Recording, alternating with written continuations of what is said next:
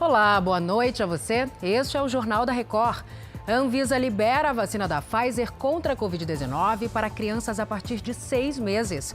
Padrasto que bateu em enteado no Rio de Janeiro se entrega à polícia. Preço médio da gasolina é o mais baixo desde fevereiro do ano passado. O Jornal da Record já está no ar.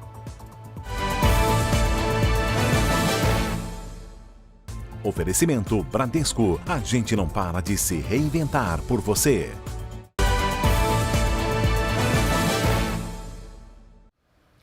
A Anvisa aprovou a vacina da Pfizer contra a Covid-19 para crianças de 6 meses a 4 anos de idade. O Alessandro Saturno está ao vivo em Brasília e tem os detalhes para a gente. Oi, Alessandro, uma boa noite para você. Oi, Salsi. Boa noite para você e a todos que nos assistem. Notícia importante, né? A tampa de cor vinho vai diferenciar os frascos da vacina para essa faixa etária. Ficou decidido o seguinte, Salsi, serão aplicadas 2 doses da vacina iniciais, que devem ser administradas com 3 semanas de intervalo. Haverá também uma terceira dose, que deverá ser aplicada 8 semanas após a segunda dose. Essa autorização da Anvisa ela veio depois de uma análise técnica de dados e de estudos clínicos conduzidos pelo laboratório. Os resultados, segundo a agência, indicam que a vacina é segura e eficaz para as crianças que têm entre 6 meses e 4 anos de idade. A vacina, Salsi, para esse público, terá uma dosagem e uma composição diferente das demais faixas etárias. Bom, pelo menos por enquanto, o Ministério da Saúde não informou quando é que vai começar a campanha de vacinação. Salsi. Tá certo, Alessandro. Já falamos de novo. Agora, outro assunto, destaque do dia. O homem flagrado ao agredir e torturar o enteado de 4 anos se entregou à polícia no início da noite. Vitor Possobon procurou a delegacia de Niterói, na região metropolitana do Rio de Janeiro, 3 horas depois de a justiça decretar prisão preventiva dele. O lutador, de 32 anos, foi flagrado por câmeras de segurança do prédio onde ele mora, agredindo o filho da ex-companheira. Numa das vezes, ele sufoca o enteado dentro do elevador. Já na recepção, bate no rosto da criança. Vitor Possobon também responde por agressões à mãe dele e à ex-companheira, mãe do menino de 4 anos. O preço da gasolina caiu durante 12 semanas seguidas e agora vale, em média, menos de R$ 5,00. A Virgínia Nalon tem as informações para a gente. Virgínia, boa noite para você. Boa noite, Salsi. Segundo o levantamento semanal da Agência Nacional de Petróleo, o valor médio do combustível nos postos de todo o país agora é de R$ 4,97. Esse é o menor valor do litro desde fevereiro do ano passado. A queda em relação à semana anterior foi de 1,3%. E esse recuo é resultado do teto imposto do ICMS sobre o combustível e das reduções do valor nas refinarias autorizadas pela Petrobras. O 4º corte no preço em 1 mês e meio foi no último dia 2, com recuo de mais de 7%. O etanol também ficou mais em conta, passou para R$ 3,43. Já o diesel tem média nacional de R$ 6,84. Salsi. Obrigada pelos detalhes, Virgínia. O movimento nos aeroportos de todo o Brasil registrou crescimento nos 6 primeiros meses do ano. O Marcos Guimarães tem as informações para a gente. Oi, Marcos, boa noite. Ei, Salsi, boa noite para você, boa noite para todos que nos acompanham. O movimento no primeiro semestre cresceu mais de 75%, comparado ao mesmo período do ano passado.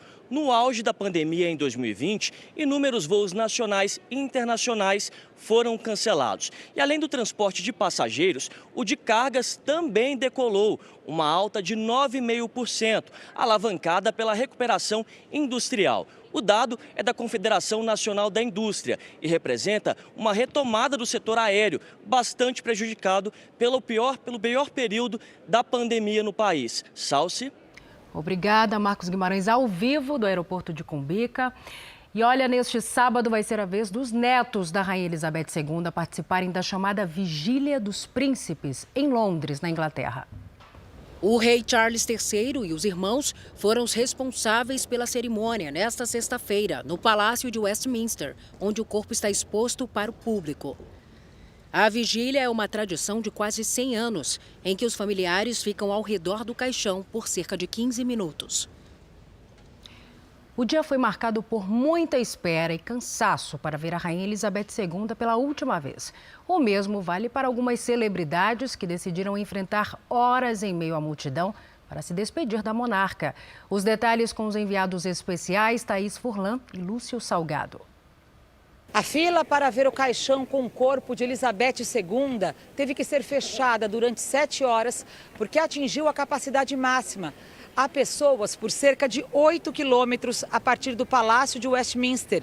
Entre elas estava o ex-jogador de futebol britânico David Beckham, que também enfrentou a maratona para se despedir da rainha. Beckham estava emocionado. Em 2 dias, quase 450 pessoas precisaram de atendimento médico. 40 delas foram hospitalizadas. A maioria bateu a cabeça após desmaiar. De Londres, Thaís Furlan. E seguimos neste assunto porque os primeiros dias do rei Charles III no trono foram de muitas viagens e compromissos. Em 7 dias, o britânico percorreu uma distância semelhante à de Londres, na Inglaterra, até Lisboa, em Portugal. Os números impressionam. Só nessa primeira semana de reinado, o rei Charles percorreu cerca de 2.400 quilômetros para cumprir a programação do adeus à rainha. Nesses 10 dias de luto, cerca de 1 milhão de pessoas devem visitar Londres e cerca de 750 mil pessoas, incluindo autoridades, devem visitar o caixão da monarca. Lembrando que esses números devem aumentar porque o funeral da rainha só está marcado para a próxima segunda-feira. De Lisboa, Ana Paula Gomes. 2 policiais foram esfaqueados em uma região próxima ao Palácio de Westminster, onde acontece o funeral de Elizabeth II. Apesar da proximidade, as autoridades descartaram que o ataque tenha relação com o evento de despedida da rainha. A polícia não informou a motivação do suspeito, que foi preso. As vítimas foram levadas a um hospital. Não há informação sobre o estado de saúde delas. Aqui no Brasil, o Banco Central confirmou o vazamento de dados cadastrais do Pix de clientes de um clube automobilístico. O Alessandro Saturno está de volta com os detalhes. Oi, Alessandro. Salsi, segundo o Banco Central, foram expostas mais de 137 mil chaves ligadas ao Abastece Aí, que é uma instituição de pagamento da empresa Ipiranga com a ABV Financeira, que traz benefícios aos que pagam pelo aplicativo. O vazamento teria sido causado por falhas pontuais no sistema. E, segundo o Banco Central, não foram expostos dados sensíveis, como senhas, informações de movimentações ou saldos financeiros em conta. Foi o 4º vazamento de dados relacionados às chaves, desde a criação do Pix. Salsi, a equipe técnica do Banco Central informou que as pessoas que foram lesadas, elas serão notificadas. O Abastece Aí disse que já bloqueou atividades suspeitas e está apurando o caso. Salsi, eu volto com você. Excelente noite. Obrigada, meu querido. Bom descanso para você. A Procuradoria-Geral da República recorreu da decisão da ministra Rosa Weber e pediu novamente que a apuração sobre a conduta do presidente Bolsonaro na pandemia seja arquivada. A apuração se refere aos supostos crimes apontados pela CPI da Covid. A comissão se baseou em declarações do presidente a favor do tratamento precoce sem eficácia comprovada. O pedido da PGR foi enviado ao ministro Luiz Fux, que é o novo relator do caso. Veja agora como foi o dia dos candidatos ao governo do estado de São Paulo. O candidato do PT, Fernando Haddad, visitou cidades do interior de São Paulo. Em São Joaquim da Barra, ao lado de Geraldo Alckmin, candidato a vice-presidente na chapa do partido, andou pelas ruas e discursou para os eleitores. Mais tarde, foi até Franca, onde encerrou a agenda. A passagem pela cidade de Ribeirão Preto foi cancelada. Haddad negou que tenha sido por motivos de segurança ou por recomendação da Polícia Federal. Informação que a assessoria do partido divulgou mais cedo. Na verdade, nós decidimos voltar para São Paulo em virtude de um compromisso do Márcio, mas depois veio esse rumor, mas nós já tínhamos tomado a decisão de voltar para São Paulo. O governador Rodrigo Garcia cumpriu a agenda de campanha em cidades do interior paulista. O candidato à reeleição pelo PSDB começou a caminhada em Itapetininga, também passou por Tatuí e Itu. Garcia conversou e tirou fotos com apoiadores e falou sobre o projeto de construir uma barragem na região. O governo de São Paulo já tem um compromisso com as cidades que tem um consórcio para construir essa barragem. A licença ambiental já ficou pronta e nós pretendemos, no início do ano que vem, iniciar a construção dessa barragem. Isso vai resolver definitivamente o problema de água da região. No Largo da Batata, zona oeste da capital paulista, o candidato Vinícius Poit, do Novo, andou com apoiadores. Na região, entregou panfletos e conversou com comerciantes. Tarcísio de Freitas, candidato do Republicanos, participou pela manhã de uma reunião virtual com cooperativas de transporte. Elvis César, do PDT, deu entrevista para uma rádio no interior paulista. Mais tarde, na Grande São Paulo, participou de uma reunião na Associação dos Proprietários do Polo Empresarial. A polícia colombiana apreendeu mais de 5 toneladas de cocaína que estavam em contêineres e tinham a Europa como destino. Segundo o chefe do Departamento Antinarcóticos do país, os carregamentos foram encontrados em 2 portos. A droga iria para a Espanha e para a Bélgica, antes de ser vendida pelo continente europeu. As autoridades não informaram quantas pessoas foram presas após a apreensão. No Líbano, boa parte dos bancos congelou os saques por conta da crise financeira que o país enfrenta há 3 anos. A solução encontrada por alguns libaneses foi invadir as agências e exigir a retirada do dinheiro da conta. Só nesta sexta-feira, 5 bancos foram alvo da onda de assaltos. A associação que representa as instituições financeiras anunciou o fechamento das agências na semana que vem por falta de segurança e exige que o governo reembolse os bancos. Ainda nos destaques internacionais, nos Estados Unidos, metade dos funcionários de empresas privadas de Nova York pretende voltar ao trabalho presencial até o fim do ano. O correspondente Vandrei Pereira traz os detalhes. Olá, Salsi. A pesquisa consultou cerca de 160 companhias localizadas na ilha de Manhattan.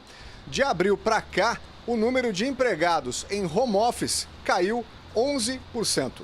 O resultado do estudo é uma soma de esforços de empresas e imobiliárias que tentam convencer os trabalhadores a voltar aos escritórios após 2 anos de pandemia. Apenas uma entre 10 empresas exige a presença diária dos funcionários. 77% planejam ou já executam o sistema híbrido, no qual os funcionários vão apenas alguns dias para o escritório.